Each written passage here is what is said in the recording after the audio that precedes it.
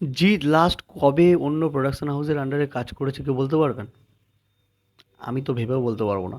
কারণ লাস্ট বহু বছর ধরে মোটামুটি 6-7 বছর ধরে তো জিৎ নিজের প্রোডাকশন হাউসেই কাজ করে গেছে। লাস্ট কবে অন্য প্রোডাকশন হাউসের আন্ডারে কাজ করেছে, বা এসবিএফ হোক বা সলিন্দার ফিল্মস হোক, কবে তাদের আন্ডারে কাজ করেছে আমার একদমই মনে পড়ছে না। তো ফাইনালি যেটা জানা যাচ্ছে, জিৎ এবার নিজের প্রোডাকশন হাউস ছাড়াও অন্য প্রোডাকশন হাউসের আন্ডারে কাজ করতে চলেছে। তার মধ্যে বেঙ্গল টকিজ তো আছেই, এছাড়াও আরও ডিফারেন্ট ডিফারেন্ট প্রোডাকশন হাউসের আন্ডারেও কাজ করতে এবার দেখা যাবে।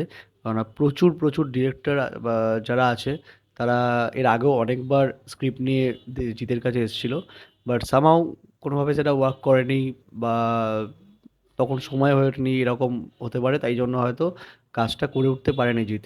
তবে ফাইনালি এবার যেটা বোঝা যাচ্ছে যে জিৎ এবার অন্য প্রোডাকশন হাউসে কাজ করবে, এবং নট অনলি অ্যাকশন ফিল্ম, যে ধরনের সিনেমায় আমরা লাস্ট জিতকে দেখে আসি, অ্যাকশন ওরিয়েন্টেড ফিল্ম, তো ওই ধরনের সিনেমাতেই যে কাজ করে যাবে তা কিন্তু নয়।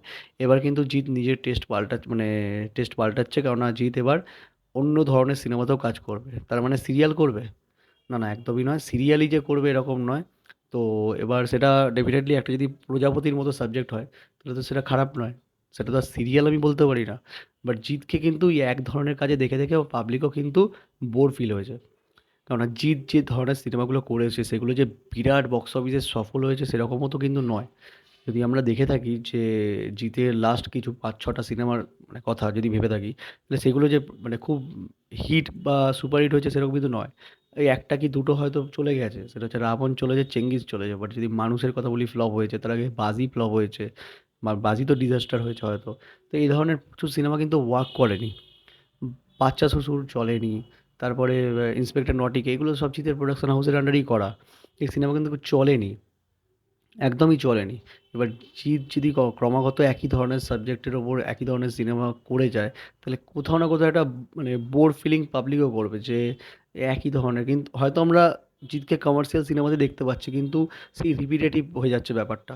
আর সেখানে যে কোনো ভালো ডিরেক্টর, যে যারা খুব ভালো লেখে, সেই ধরনের কাজও কিন্তু আমরা জিতের প্রোডাকশন হাউসে পাচ্ছি না অতটা।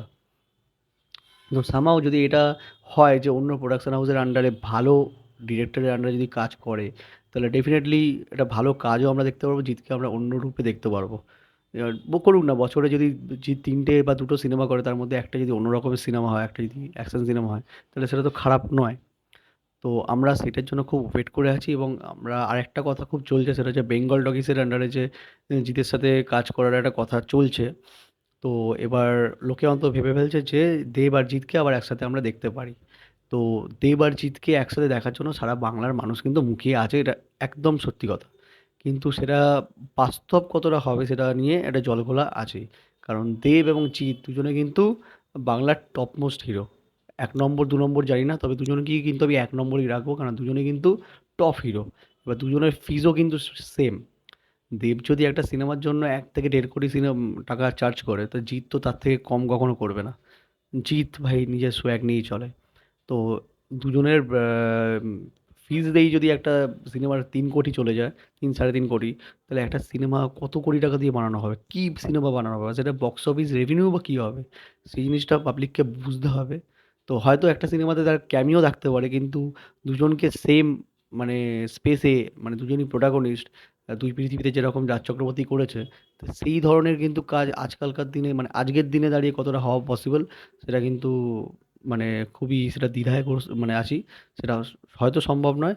বাট যাই হোক, জিৎ যে নিজের প্রোডাকশন হাউস ছেড়ে এখন অন্য প্রোডাকশন হাউসের আন্ডারেও কাজ করবে, এটা ভেবেও ভালো লাগছে, কেননা সেখানে অনেক ফ্রেশ ডিরেক্টর থাকবে, বা পুরনো যারা ভালো ডিরেক্টর যারা আছে, তাদের হাতেও ভালো ভালো স্ক্রিপ্ট থাকে, তো তারাও হয়তো জিতকে অন্য রকমভাবে কাজে লাগাবে।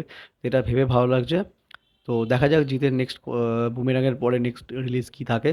তো সেটা দেখার বিষয়, কারণ আপাতত বুমেরাং নিয়ে এক্সাইটেড। না, বুমেরাংয়ের 10th মেতে রিলিজ করবে বুমেরাং। তো সেটা নিয়ে এক্সাইটেড, তারপরে দেখা যাক জিতের কাজ কবে কী আসে। তো ভিডিওটা যদি ভালো লাগে তাহলে অবশ্যই চ্যানেলটাকে সাবস্ক্রাইব করো অ্যান্ড ভিডিওটাকে লাইক করো। Thank you.